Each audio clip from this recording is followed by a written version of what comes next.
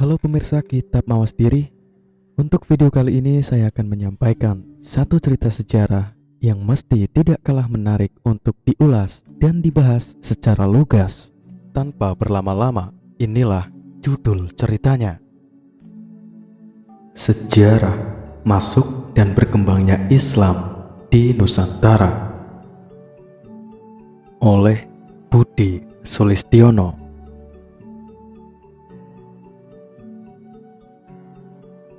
Mengenai masuk dan berkembangnya Islam di wilayah Nusantara, para ahli masih bersilang pendapat. Kapan masuk dan oleh siapa Islam dibawa ke wilayah Nusantara? Belum ada ahli yang menjawabnya secara pasti. Namun, menurut perkiraan banyak pihak, Islam mulai masuk di wilayah Nusantara sekitar abad ke-8 Masehi. Melalui para pedagang Islam, Islam sebagai agama masuk ke wilayah Nusantara diterima oleh penduduk setempat atas kesadaran sendiri tanpa ada paksaan.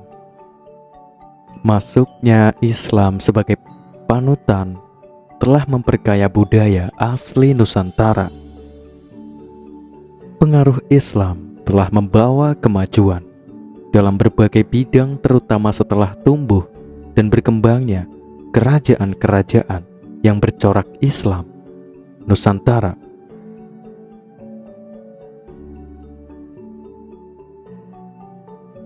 Proses masuk dan berkembangnya Islam.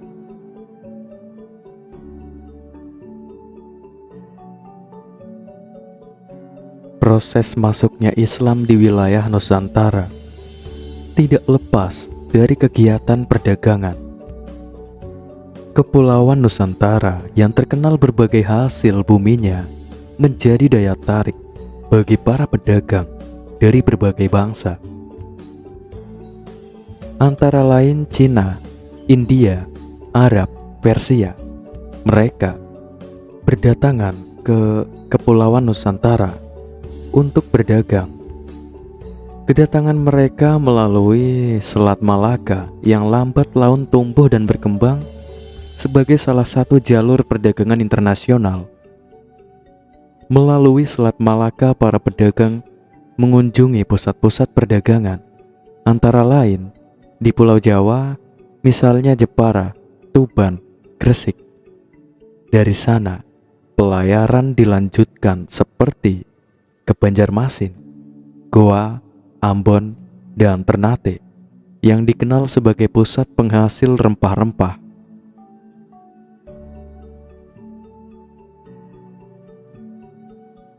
Disampaikan dalam pembekalan penelitian sejarah perkembangan agama dan lektur keagamaan 28 April 2005 diselenggarakan oleh Puslitbang Lektur Keagamaan tahun anggaran 2005, Balitbang Depak RI. Sejak awal abad Masehi yang masih pada fase peralihan dan zaman prasejarah akhir di wilayah Nusantara, telah ada rute-rute pelayaran dan dengan antar pulau atau antara daerah. Barang perdagangan yang populer ialah negara perunggu. Negara perunggu berasal dari daerah Dangsen, kini termasuk dalam wilayah negara Vietnam.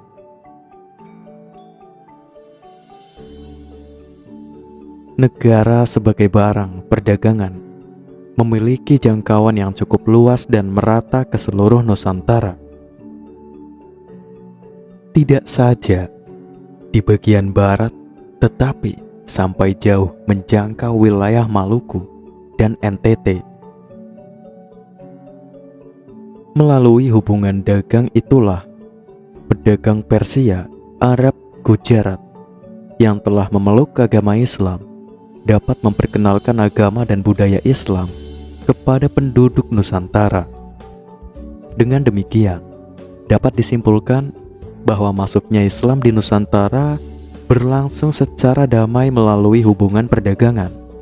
Hanya saja, persoalan kapan agama Islam mula pertama diperkenalkan belum dapat diketahui secara pasti. Hal ini sangat berkaitan, antara lain soal keletakan setiap wilayah secara geografis. Misalnya, Selat Melaka sudah dikenal sebagai jalur pelayaran dan perdagangan sejak berkembangnya Kerajaan Sriwijaya. Hal ini dapat dipastikan karena sejak abad ke-8 Masehi, sudah banyak pedagang Muslim yang sudah berdatangan di Malaka dan Sriwijaya. Mereka menyebut Sriwijaya dengan sebutan Sribuza, Sebai, Sebak. Sesudah Sriwijaya lemah, banyak bandar melepaskan diri. Tindakan ini mengisyaratkan bahwa kedudukan bandar-bandar para pedagang Muslim itu sudah kuat, sehingga dalam negara baru banyak pedagang Muslim yang mendapat tempat dan kedudukan. Mereka itu menjadi penguasa di bandar itu. Salah satu contoh ialah negara Samudra Pasai dari abad ke-13 Masehi. Menurut hikayat Raja-Raja Pasai dan sejarah Melayu, antara lain menyebutkan bahwa Sultan Malik As-Soleh sebagai penguasa pertama kerajaan Samudra Pasai, ia wafat sebagaimana tertulis pada batu nisannya. Ramadan 696 Hijriah atau 1297 Masehi di Barus telah ditemukan makam seorang wanita bernama Tuhar Amisuri, wafat pada 10 Safar 602 Hijriah, yang berarti 96 tahun lebih tua dari makam Malik As-Soleh. Bukti ini telah memperkuat bahwa di Barus sejak permulaan ke-13 Masehi sudah ada pemukiman masyarakat Muslim. Kehadiran dan keberadaan masyarakat Muslim di Sumatera ini telah diperkuat oleh catatan perjalanan Marco Polo ke beberapa pelabuhan Sumatera. Samudra Pasai terletak antara Sungai Jambu. Saat ini masuk dalam wilayah administratif Menasah Beringin, Kecamatan Samudra, Aceh Utara.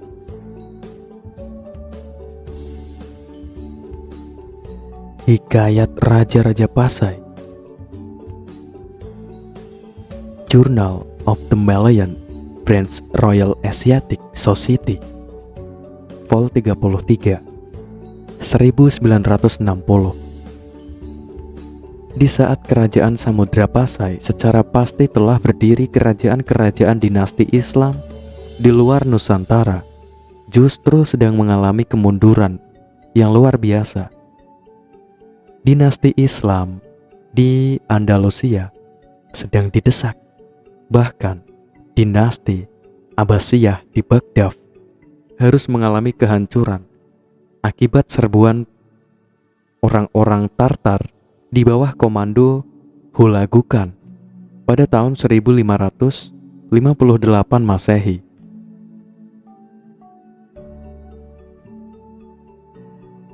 Hasan M. Abari, awal perkembangan kerajaan Islam di Sumatera, Samudra Pasai dan Aceh dalam analisis kebudayaan. Marco Polo menyebut sebuah tempat di bagian barat Sumatera, Vansur, dan tempat-tempat lain yang ia kunjungi sudah terdapat pemukiman masyarakat Muslim. Dalam perjalanannya dari Tiongkok kembali ke negara asal yakni ke Venesia, Italia, pada tahun 1292 Masehi, ia singgah di Aceh, bagian utara.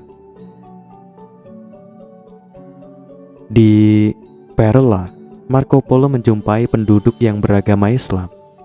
Juga banyak pedagang Gujarat-Gujarat yang giat menyiarkan agama Islam.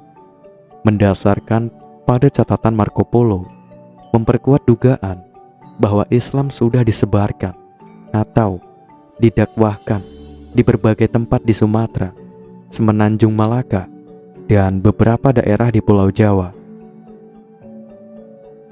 Walaupun pada abad ke-1 sampai 4 Hijriyah, 7-10 Masehi, Jawa tidak disebut-sebut sebagai tempat persinggahan pedagang-pedagang Muslim.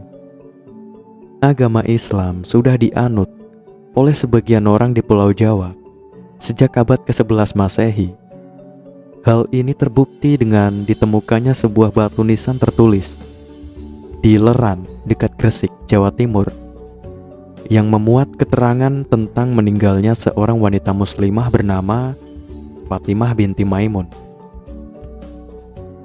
Berangka tahun 1082 Masehi. Angka tahun ini merupakan data peninggalan Islam tertua yang ditemukan di wilayah Nusantara. Berikut disampaikan sebagian orang-orang yang berjasa dalam syiar Islam, yakni masuknya Islam melalui pedagang Gujarat. Keberadaan para pedagang Gujarat itu bertolak dari catatan perjalanan Marco Polo yang mengatakan bahwa selama kunjungannya ke Purela tahun 1292 Masehi, ia telah menyaksikan banyak pedagang asal Gujarat giat menyiarkan agama Islam. Pendapat itu diperkuat dengan adanya batu nisan Sultan Malik As-Soleh. Masuknya Islam melalui pedagang Persia. Pendapat ini didukung oleh Umar Amin Hussein dengan alasan bahwa di Persia ada suku yang bernama Leren dan Jawi. Kemungkinan para pedagang dari dua duku inilah yang mengajarkan huruf Arab di Pulau Jawa yang dikenal dengan huruf Pegon. Ahli lain yang mendukung pendapat ini adalah Husain Jayadiningrat yang mengatakan bahwa terdapat pasangan dalam bahasa Arab yang disebut Jabarjer. Istilah ini termasuk bahasa Iran yang dalam bahasa Arab disebut Fatah Kasroh. Gujarat merupakan kota pantai barat India. Sejak abad 13 sampai 14 Masehi, Gujarat menjadi pelabuhan yang jauh lebih ramai dari sebelumnya karena pada pedagang Muslim telah memindahkan pusat perdagangan ke sana. Makam ini terdapat di kelompok makam di Leran Gresik, Jawa Timur, bersama-sama dengan beberapa makam yang tidak berangka tahun.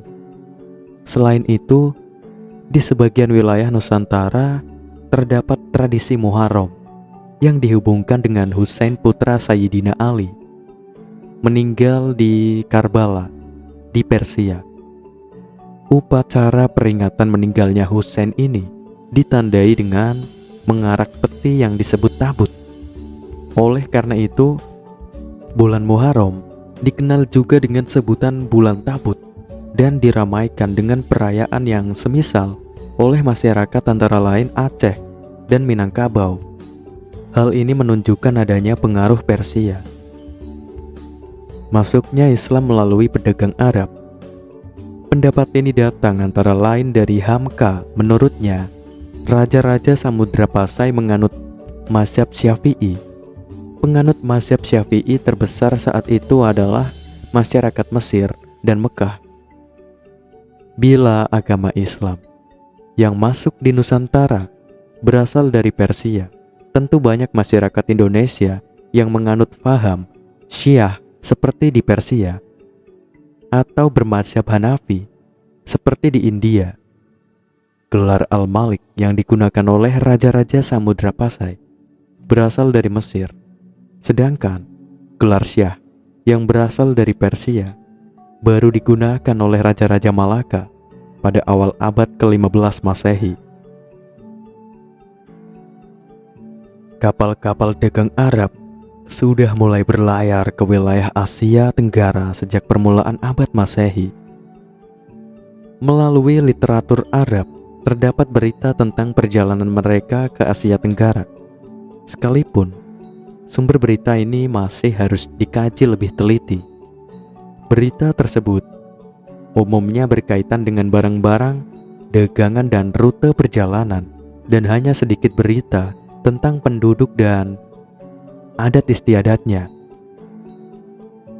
Paul Whitley mengemukakan bahwa di antara penulis Arab hingga abad ke-14 Masehi, hanya Abidullah abad ke-10 Masehi dan Ibnu Battuta yang benar-benar melakukan perjalanan ke Asia Tenggara sampai ke negeri Cina. Adapun penulis yang lain hanya berlayar hingga India atau di sekitar Teluk Persia. Ketiga pendapat tersebut di atas masing-masing memiliki alasan. Para pedagang Muslim asal Persia, Gujarat, dan Arab sama-sama memiliki peran dalam usaha penyebaran agama Islam di Nusantara. Nusantara dan beberapa jalur perdagangan. Dari daerah pantai selatan Cina, kapal-kapal dagang melalui Laut Cina Selatan, Selat Malaka, Teluk Benggala ke India. Dari India dapat ditempuh dua jalan, yaitu melalui laut atau darat. Jalan laut, yaitu Laut Arab, Laut Merah, terusan Swiss, Mesir, Laut Tengah, Asia Kecil, Turki. Ramainya jalan laut melalui Selat Malaka berarti juga melalui perairan Nusantara, terutama Sumatera, Kalimantan, Riau, Kepulauan. Akibatnya, melalui bentangan jalur-jalur laut tersebut, wilayah Nusantara terlibat perdagangan internasional. Dalam kaitannya dengan penyebaran wilayah pengaruh Islam, umumnya mengikuti jalur dan arus pelayaran perdagangan di sepanjang pantai. Dengan kata lain, Islam menyebar ke wilayah Nusantara melalui jalan perdagangan laut, dan komunitas-komunitas Muslim mulai berkembang di kota-kota pelabuhan. Maka, tidak mengherankan kalau pusat-pusat kekuasaan Islam juga bermua dibangun di kota-kota pelabuhan. Sehubungan dengan itu, pemakalah akan mengutarakan perkembangan wilayah pengaruh Islam di Nusantara. Proses perkembangan wilayah pengaruh Islam Nusantara dapat dilakukan antara lain melalui beberapa jalur sebagai berikut. Yang pertama, jalur perdagangan. Para pedagang Muslim dari Arab, Gujarat, Persia yang berdatangan di wilayah Nusantara umumnya tinggal selama berbulan-bulan di pusat-pusat perdagangan, sambil menunggu angin musim yang baik untuk berlayar kembali ke negara asal. Kesempatan itu dimanfaatkan untuk mengadakan transaksi dengan para pedagang setempat. Pusat perdagangan di pantai atau pelabuhan merupakan terminal dan tempat penghubung dengan daerah-daerah pedalaman. Pelabuhan dapat pada umumnya terletak di muara sungai. Karenanya, hubungan dagang dengan daerah pedalaman lebih banyak dilakukan melalui sungai. Mula-mula, para pedagang hanya menyebarkan Islam pada masyarakat pelabuhan. Tetapi, karena transaksi dagang masyarakat pedalaman dengan masyarakat pesisir berlangsung terus-menerus, maka lama-kelamaan dakwah Islamiyah dapat disampaikan hingga ke wilayah masyarakat pedalaman. Misalnya, terdapatnya pemukiman masyarakat Muslim di lokasi berdirinya pusat pemerintahan Majapahit. Indikator adanya masyarakat Muslim tersebut ditemukan komplek makam Muslim di Sentono Rejo, Troloyo, Kecamatan Trowulan, Kabupaten Mojokerto, Jawa Timur. Selain makam bertulisan Arab, terdapat batu-batu nisan bertuliskan huruf Jawa berupa angka tahun wafat yang tertua 1203 Caka atau 1281 Masehi. Sedangkan angka tahun wafat yang termuda sebagaimana tertera pada batu nisan 1533 Caka atau 1611 Masehi dan berupa angka tahun dan tulisan Arab tersebut, dapat disimpulkan bahwa kehadiran pemukiman masyarakat Muslim di pusat pemerintahan Majapahit ini telah berlangsung sangat lama, selama lebih dari 300 tahun, yakni dari abad ke-14 hingga abad ke-17 Masehi. Suatu bentangan waktu dimulai awal munculnya kerajaan Majapahit hingga masa kemundurannya. Bahkan ketika kerajaan tersebut hilang sama sekali dalam percaturan politik di Jawa abad ke-17 Masehi. Kedua, jalur dakwah. Kehadiran makam Muslim di Trowulan sebagaimana tersebut dalam angka-angka tahun wafat di atas telah menarik perhatian tentang kemungkinan adanya masyarakat Muslim di dekat pusat kekuasaan kerajaan Majapahit. Pusat-pusat perdagangan di pesisir utara Jawa yakni Gresik, Jepara, Cirebon, Banten sejak akhir abad ke-15 Masehi, dan permulaan abad ke-16 Masehi telah menunjukkan kegiatan keagamaan oleh para wali di Jawa, hingga kemudian lahirnya kerajaan Islam di Demak. Sejak itu, perkembangan wilayah pengaruh Islam di Jawa telah dapat berperan secara politik. Sesuai dengan ajaran agama Islam, setiap Muslim adalah da'i. Para mubalik, guru agama Islam, mempunyai tugas khusus menyiarkan agama Islam. Keberadaan mereka secara khusus telah mempercepat proses berkembangnya wilayah pengaruh Islam, antara lain melalui strategi mendirikan pesantren Islam di Pulau Jawa. Penyiaran agama Islam dilakukan terutama oleh para wali yang dikenal dengan sebutan Wali Songo. Strategi dakwah yang mereka terapkan telah berhasil meluaskan wilayah pengaruh Islam ke Banjarmasin, itu Ternate, Tidore, serta Lombok. Sultan Samudra sampai atas bantuan Demak sebagai raja pertama kerajaan Banjarmasin masuk Islam. Ia kemudian memakai gelar Maharaja Suryanullah. Ketika Suryanullah naik tahta, beberapa daerah sekitarnya sudah mengakui kekuasaannya, yakni daerah Sambas, Batanglawi, Sukadana, Kota Waringin, Sampit, Mendawi atau Sambangan. Adapun Lombok, menurut tradisi, diislamkan oleh Sunan Prapen dari Giri, Gresik, Jawa Timur.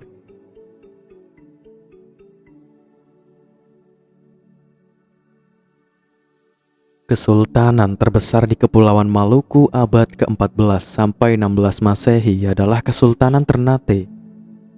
Sejak abad ke-10 Masehi terkenal sebagai pusat perdagangan rempah-rempah. Kapal-kapal dari Jawa, Malaka, dan Arab secara teratur berlayar ke sana. Pada awalnya, kesultanan itu menganut animisme. Namun setelah Sultan Zainal Abidin pada tahun 1486 sampai 1500, Raja Ternate ke-19 kembali dari Giri, Gresik dan menyandang gelar Sultan, agama Islam menjadi agama resmi kerajaan.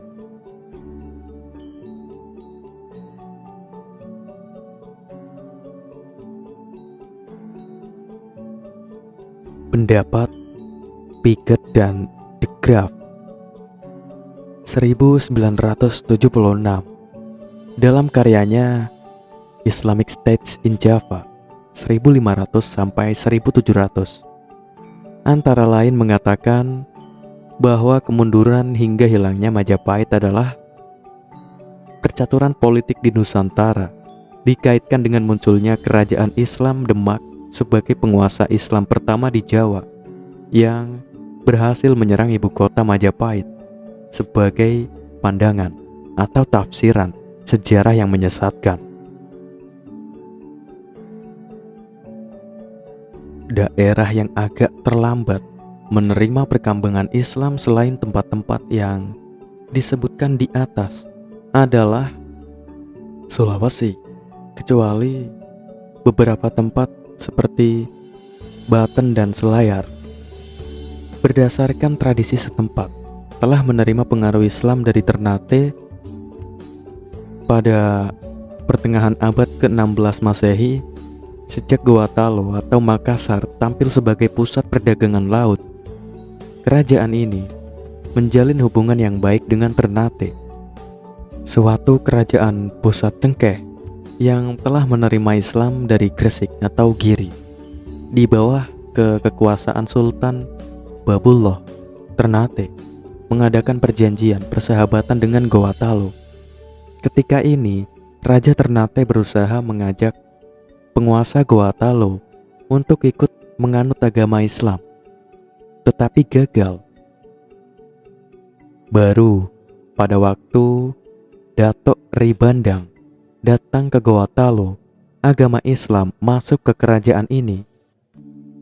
Sultan Alauddin tahun 1591 sampai 1636 adalah Sultan Gorontalo yang pertama menganut Islam pada tahun 1605. 2 tahun berikutnya, rakyat Goa dan Talo diislamkan seperti terbukti dengan dilakukannya sembahyang Jumat bersama di Talo pada 19 Rajab 1068 Hijriah atau November 1607 Masehi. Ketiga, jalur perkawinan. Semakin berkembangnya perdagangan, semakin banyak pula para pedagang Islam dari Persia, Arab, Gujarat yang datang ke Nusantara. Bahkan banyak di antara mereka yang kemudian menetap di berbagai wilayah Nusantara. Letak kerajaan Gorontalo di semenanjung barat daya Pulau Sulawesi sangat strategis dilihat dari sudut perdagangan rempah-rempah di Kepulauan Nusantara ini. Sebagai suatu daerah pelabuhan transito, kerajaan Gorontalo memainkan peranan penting. Di sekitar tahun 1600 Masehi, rempah-rempah yang dapat dibeli di pelabuhan ini seringkali lebih murah daripada di Maluku sendiri.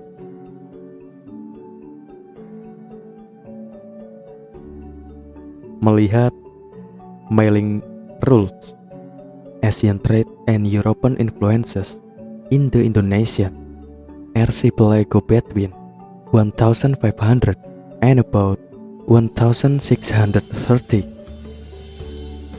The Hawk Martinus, Night of 1962. Tokoh yang kemudian dikenal Datuk Ri Bandang ini adalah salah seorang tokoh ulama asal Minangkabau bernama Abdul Makmur Khotib Tunggal, Abdurrazak Daeng Patunru. Sejarah Goa, Makassar, Yayasan Kebudayaan Sulawesi Selatan 1969. Dua temannya, Khotib Sulaiman yang kemudian bergelar Datuk Ri Patimang, mengislamkan daerah Luwu, dan seorang temannya lagi, Khotib Bungsu, mengajarkan tasawuf dan mengislamkan daerah Tiro, sehingga ia lebih dikenal dengan nama Datuk Ri Tiro. Nama Datuk Ri Bandang juga dikenal di Uton, Selayar, Ima, dan Lombok sebagai penyebar Islam di daerah tersebut. Hasan Mambari menemukan peradaban, jejak arkeologis, dan historis Islam Indonesia. Daerah pemukiman mereka disebut Pekojan. Banyak di antara mereka kemudian menikah dengan anggota masyarakat setempat.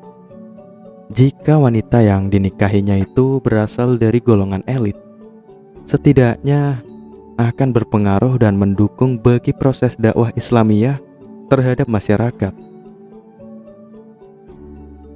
Keempat, jalur kesenian.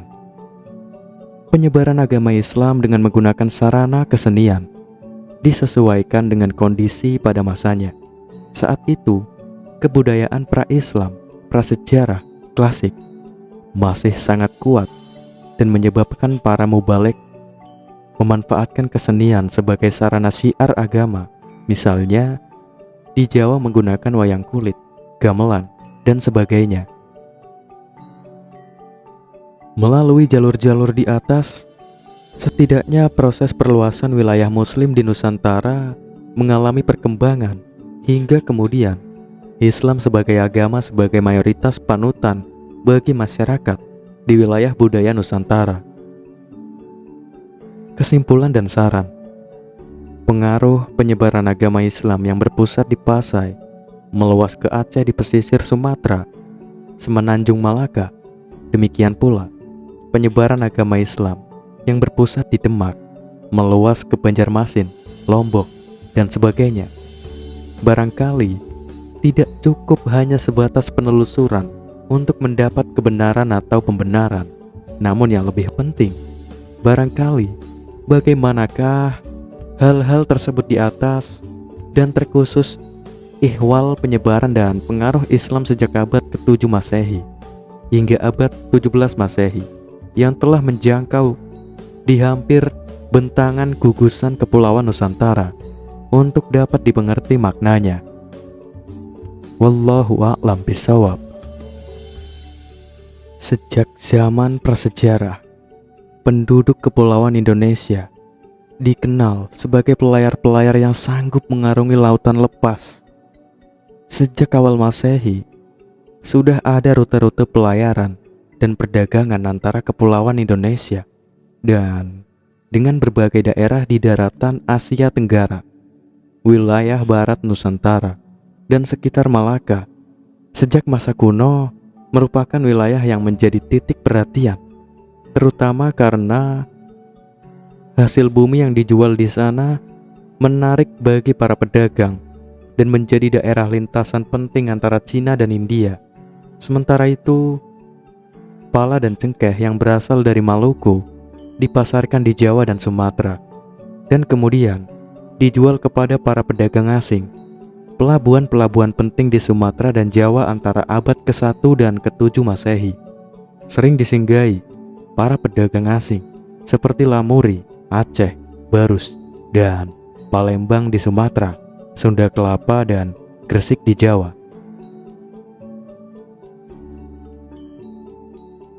Pedagang-pedagang Muslim asal Arab, Persia, dan India juga ada yang sampai ke Kepulauan Indonesia untuk berdagang sejak abad ke-7 Masehi.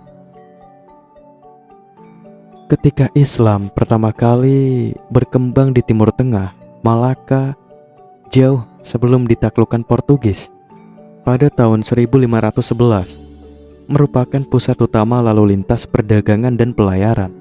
Melalui Malaka, hasil hutan dan rempah-rempah dari seluruh pelosok Nusantara dibawa ke Cina dan India, terutama Gujarat, yang melakukan hubungan dagang langsung dengan Malaka pada waktu itu. Dengan demikian, Malaka menjadi mata rantai pelayaran yang penting. Lebih ke barat lagi dari Gujarat, perjalanan laut melintasi Laut Arab. Dari sana perjalanan bercabang dua. Jalan pertama di sebelah utara menuju Teluk Oman, melalui Selat Ormus ke Teluk Persia. Jalan kedua melalui Teluk Aden dan Laut Merah, dan dari kota Suez. Jalan perdagangan harus melalui daratan ke Kairo dan Iskandaria. Melalui jalan pelayaran tersebut, kapal-kapal Arab, Persia, dan India mondar-mandir dari barat ke timur dan terus ke negeri Cina dengan menggunakan angin musim untuk pelayaran pulang perginya. Ada indikasi bahwa kapal-kapal Cina pun mengikuti jalan-jalan tersebut sesudah abad ke-9 Masehi. Tetapi kapal tersebut hanya sampai di pantai barat India karena barang yang diperlukannya sudah dapat dibeli. Dari berita Cina dapat diketahui bahwa di masa dinasti Tang, abad ke-9 sampai 10, orang-orang Tasih sudah ada di Kanton, Kanfu, dan Sumatera.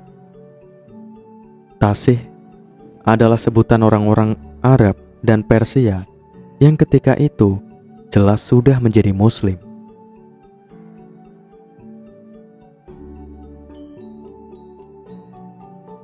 Teori tentang masuknya Islam ke Nusantara. Proses masuknya agama Islam ke Nusantara tidak berlangsung secara revolusioner, cepat dan tunggal, melainkan berevolusi, lambat laun, dan sangat beragam. Menurut para sejarawan, teori-teori tentang kedatangan Islam ke Indonesia dapat dibagi menjadi: yang pertama, teori Mekah mengatakan bahwa proses masuknya Islam ke Indonesia adalah langsung dari Mekah atau Arab.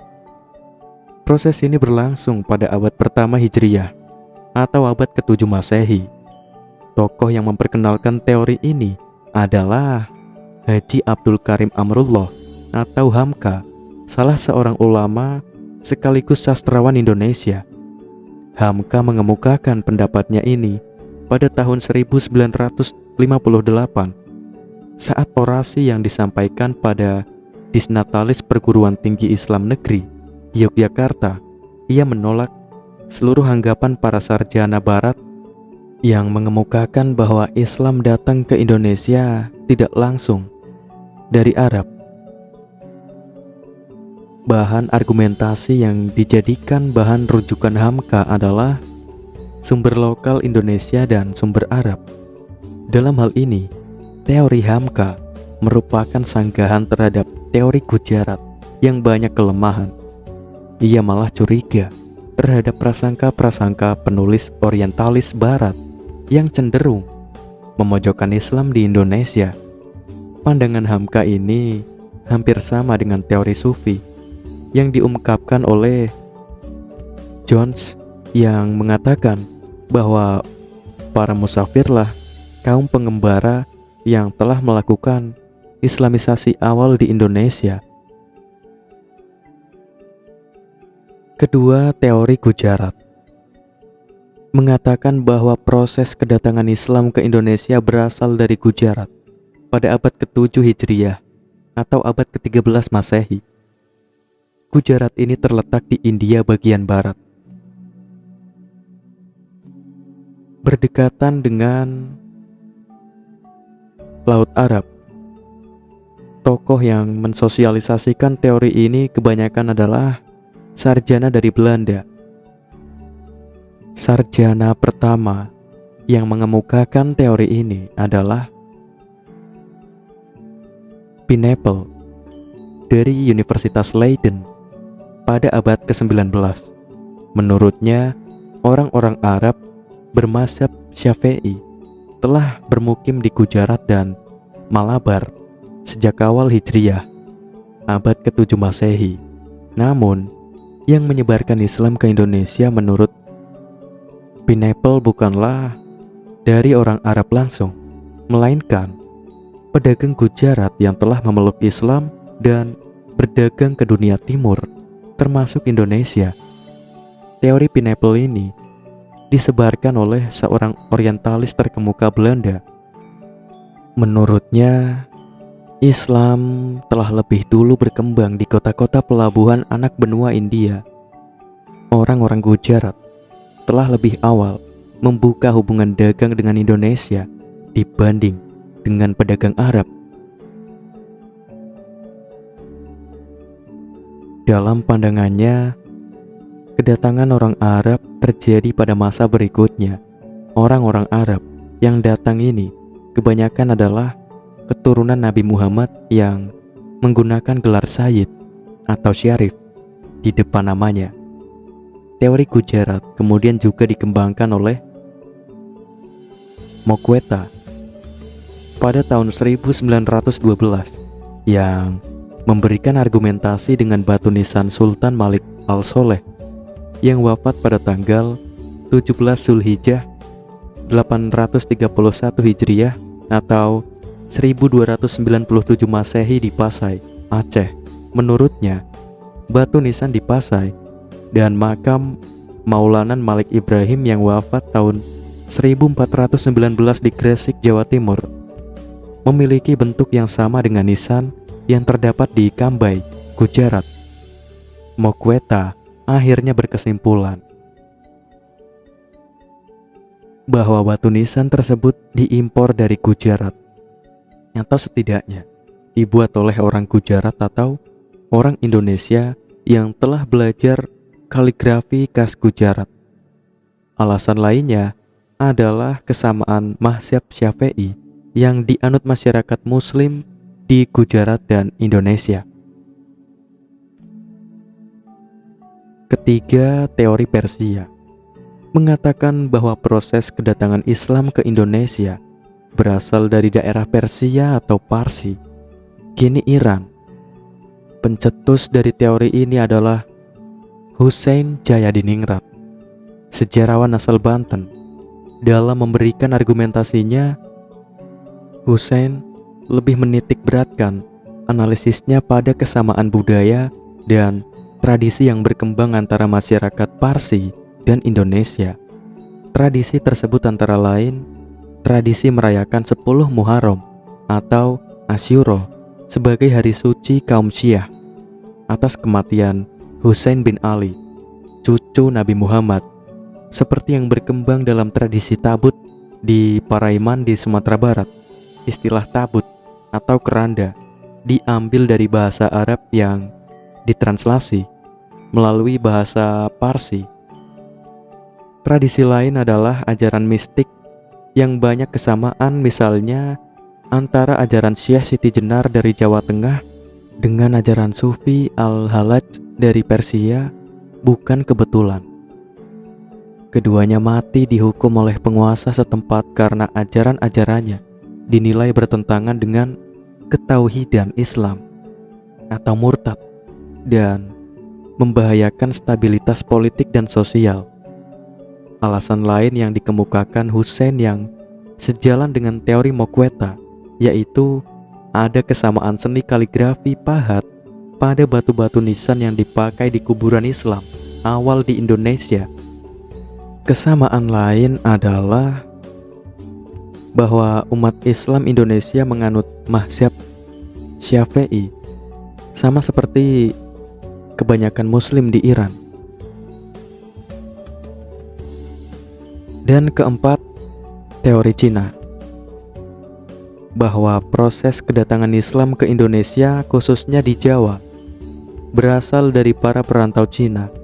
Orang Cina telah berhubungan dengan masyarakat Indonesia jauh sebelum Islam dikenal di Indonesia. Pada masa Hindu-Buddha, etnis Cina atau Tiongkok, pada masa Hindu-Buddha, etnis Cina atau Tiongkok telah berbaur dengan penduduk Indonesia, terutama melalui kontak dagang. Bahkan, ajaran Islam telah sampai di Cina pada abad ke-7 Masehi, masa di mana agama ini baru berkembang. Sumanto Al-Qurtubi dalam bukunya Arus Cina Islam Jawa menyatakan, menurut kronik masa dinasti Tang tahun 618 sampai 960 di daerah Kanton Xiangzhou, Guangzhou, dalam pesisir Cina bagian selatan, telah terdapat sejumlah pemukiman Islam. Menurut sejumlah sumber lokal tersebut ditulis bahwa Raja Islam pertama di Jawa, yakni Raden Patah dari Bintoro Demak, merupakan keturunan Cina.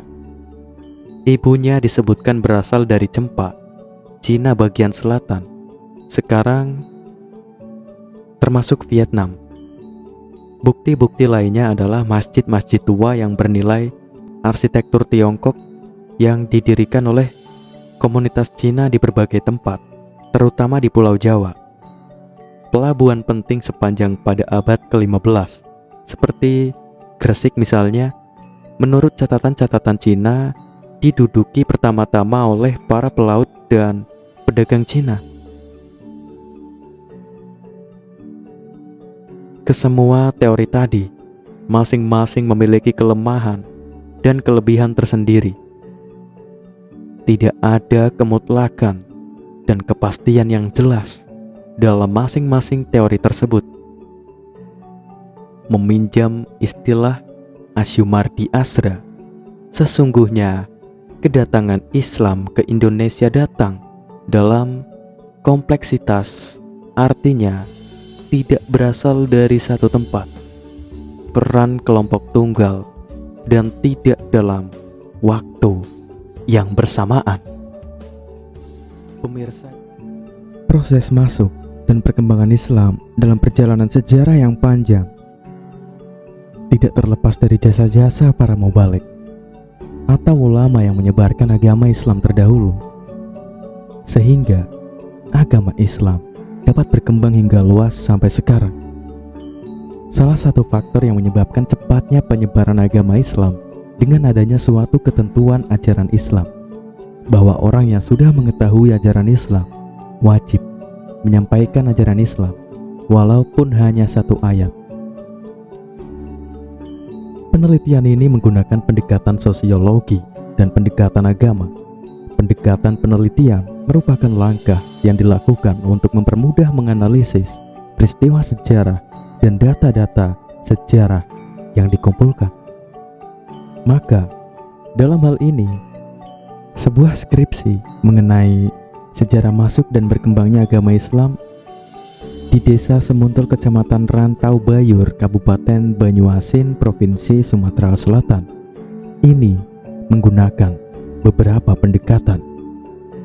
Antara lain, pendekatan agama merupakan suatu refleksi kritis dan sistemis yang dilakukan oleh penganut agama terhadap agamanya. Pada penelitian ini, pendekatan agama sangat diperlukan untuk mengkaji masuknya dan berkembangnya agama Islam di Desa Semuntul. Pendekatan ini juga digunakan untuk menganalisis praktik keagamaan dan lembaga pendidikan keagamaan.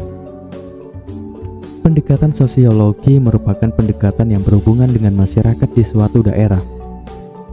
Pendekatan sosiologi adalah pendekatan tentang keadaan masyarakat lengkap dengan struktur lapisan serta gejala sosial yang saling berkaitan. Pendekatan ini pasti akan meneropong segi-segi sosial peristiwa yang dikaji. Pendekatan sosiologi perlu dipergunakan dalam aspek-aspek sosial masyarakat di masa lampau. Tentu di dalamnya akan terungkap kegiatan-kegiatan sosial dari peristiwa yang dikaji. Selain itu, pendekatan sosiologi dan agama, penelitian ini juga menggunakan teori-teori yang dianggap relevan, digunakan sebagai alat ukur untuk mencari jawaban dari permasalahan yang timbul. Penulisan sejarah memerlukan kajian teori untuk memperkuat makna peristiwa-peristiwa masa lalu dan mendekati satu peristiwa yang terjadi sebelumnya dalam berbagai aspek kehidupan. Kajian teori merupakan kajian terhadap teori yang mendukung analisis. Dalam penelitian, suatu teori dalam penelitian sangat berguna untuk menjelaskan, menginterpretasikan, dan memahami suatu gejala atau fenomena yang kita jumpai dari hasil penelitian.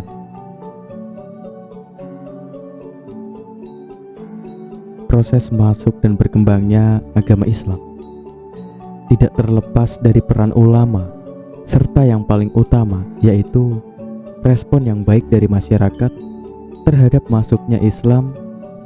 Dalam hal ini, terjadi perubahan dalam masyarakat desa, sehingga Islam dapat berkembang sampai sekarang.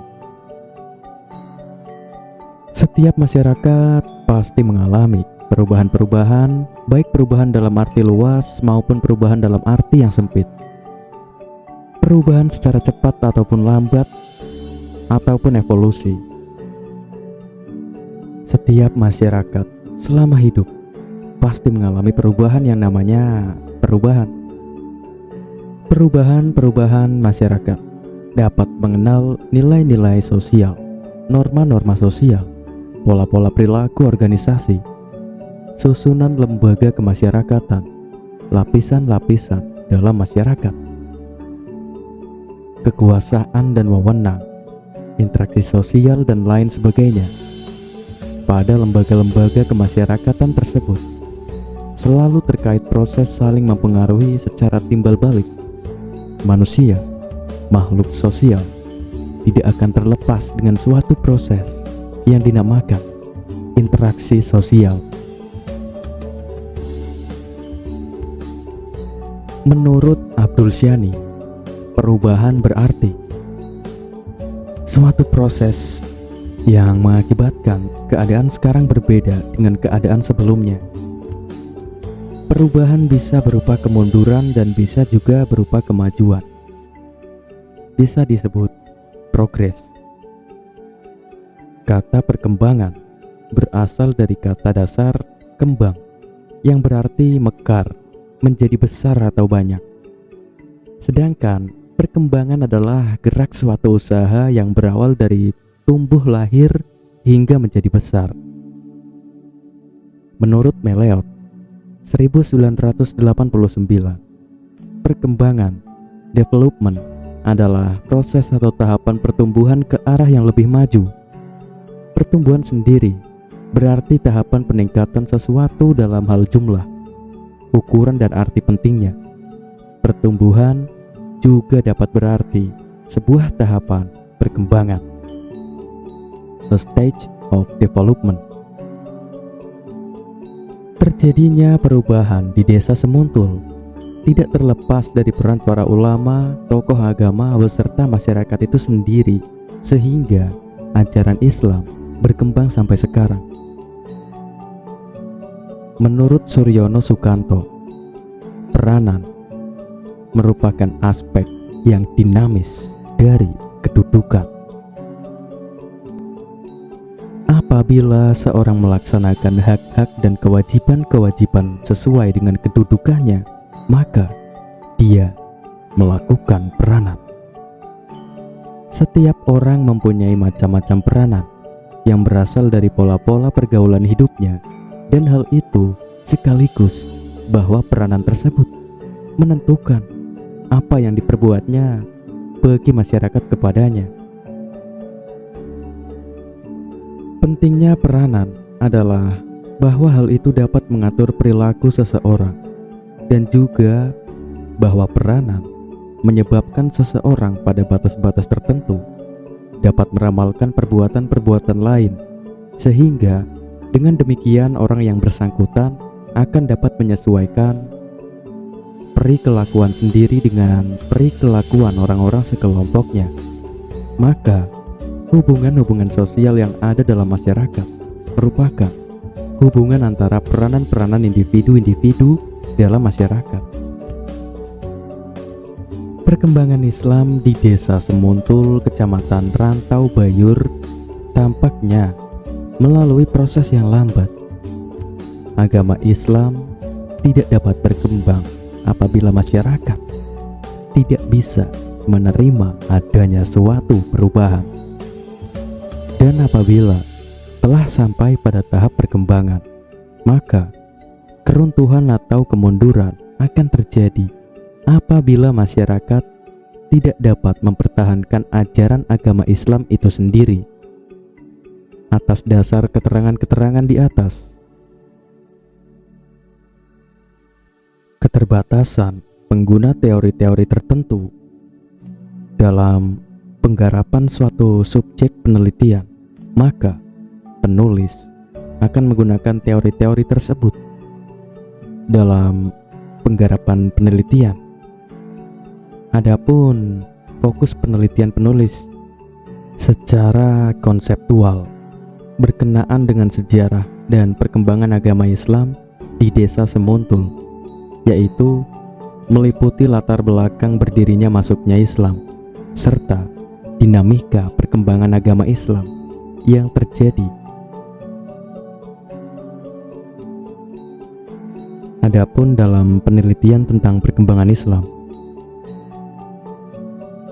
ini menggunakan analisis kualitatif deskriptif. Metode ini digunakan agar lebih mudah saat berhadapan dengan kenyataan ganda untuk memperlihatkan langsung hubungan antara peneliti dan responden, dan lebih peka dan menyesuaikan diri dengan banyak pengaruh terhadap pola-pola nilai. Dalam usaha menjawab permasalahan yang dikehendaki, maka penulis menggunakan metode penelitian sejarah yang sering disebut dengan metode sejarah. Metode sejarah dalam pengertian umum adalah penyelidikan atau suatu masalah dengan mengaplikasikan jalan pemecahnya dari perspektif historik. Adapun pengertian dari para ahli tentang metode penelitian sejarah sebagaimana dikemukakan oleh Gilbert mengatakan bahwa metode penelitian sejarah adalah seperangkat asas atau aturan sistematik yang didesain guna membantu secara efektif untuk mengumpulkan sumber-sumber sejarah, menilai secara kritis, dan menyajikan sintesis hasil-hasil yang dicapainya.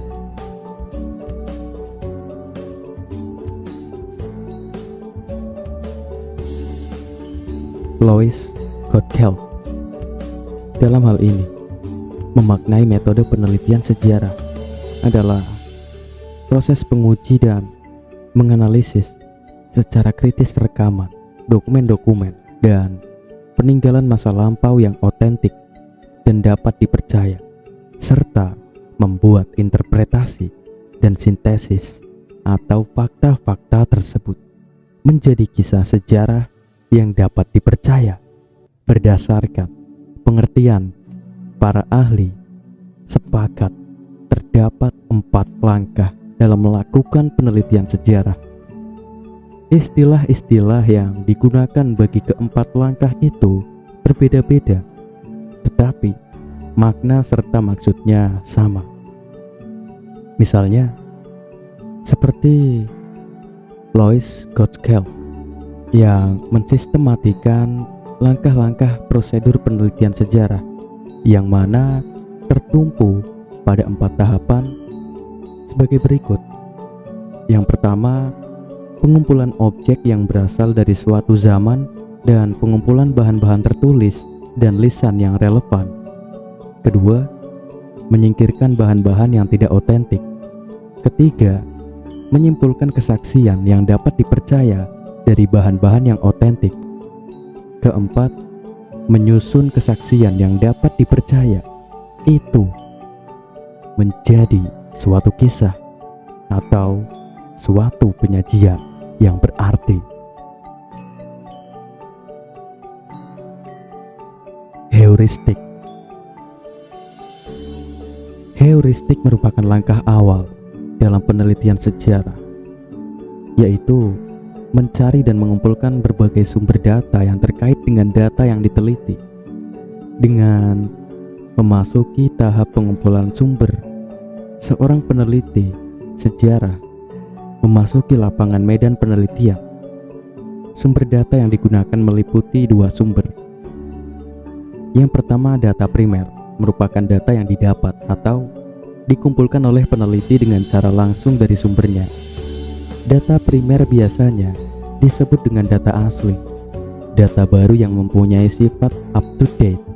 Untuk memperoleh data primer, peneliti wajib mengumpulkannya secara langsung.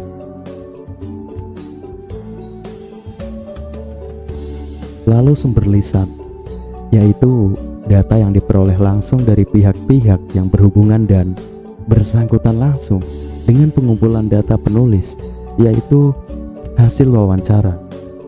Seperti para masyarakat yang ada, yang mana mayoritas agama masyarakat adalah agama Islam.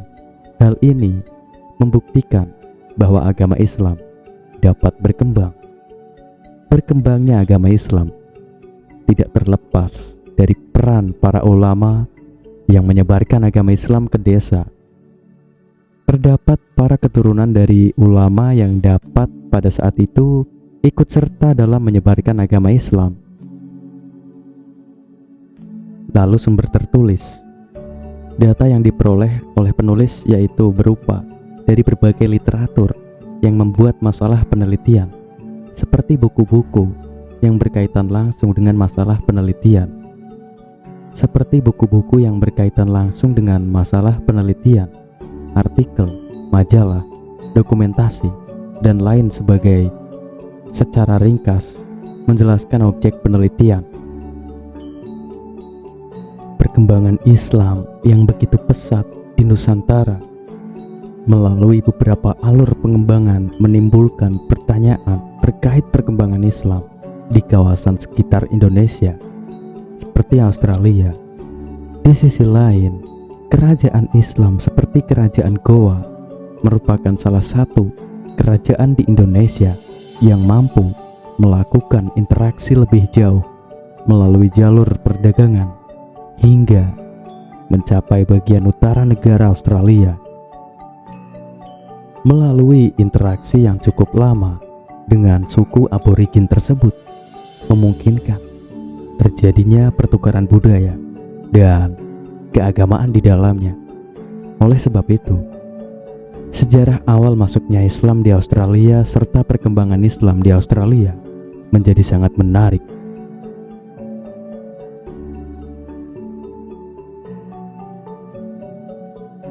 Hasil penelitian ini merupakan hasil jenis penelitian kepustakaan, di mana data-data yang dipakai adalah data kepustakaan.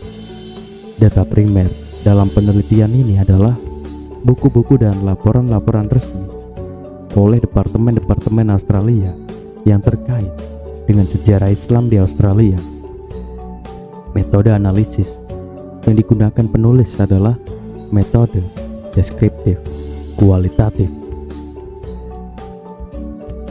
Islam pertama kali masuk ke Australia melalui jalur perdagangan dan pelayaran oleh suku Bugis di bawah kerajaan Goa pada tahun sekitar 1600 Masehi. Hal tersebut menjadi bantahan beberapa ahli yang menganggap bahwa tahun 1800-an merupakan awal masuknya Islam di Australia melalui orang-orang Afghanistan semenjak dihapusnya kebijakan Australia. Maka peradaban Islam di Australia memasuki babak baru dalam kehidupan bermasyarakat. Penghapusan kebijakan tersebut berhasil mentransformasi kehidupan masyarakat Muslim menjadi jauh lebih berkembang dengan ditandai kemajuan pendidikan Islam, berdirinya organisasi-organisasi Islam, lahirnya museum Islam, serta kebijakan pemerintah yang sedikit lebih jauh toleran terhadap umat Muslim. Kebangkitan Islam selalu dinanti di seluruh belahan dunia. Indonesia sebagai satu negara dengan populasi Muslim terbesar di dunia menjadi salah satu titik harapan itu.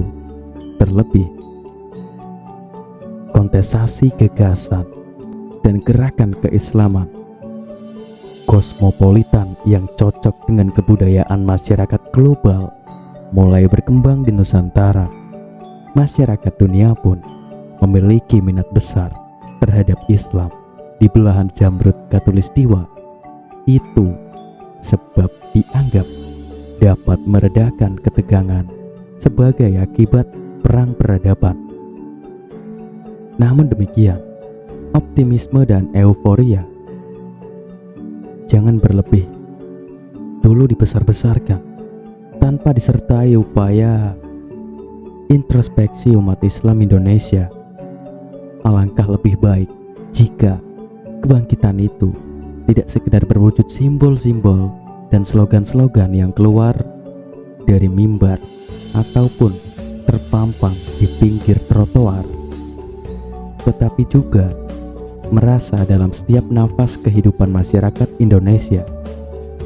Di balik harapan akan kebangkitan Islam dari arah Indonesia itu masih tersisa 3 masalah besar, yaitu kebodohan pendidikan, kemiskinan ekonomi, dan kerelawanan sosial.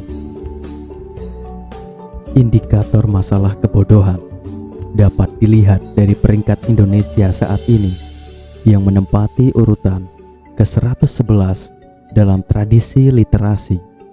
Termasuk juga dapat dilihat dari rendahnya kualitas pendidikan, ilmu, dan teknologi.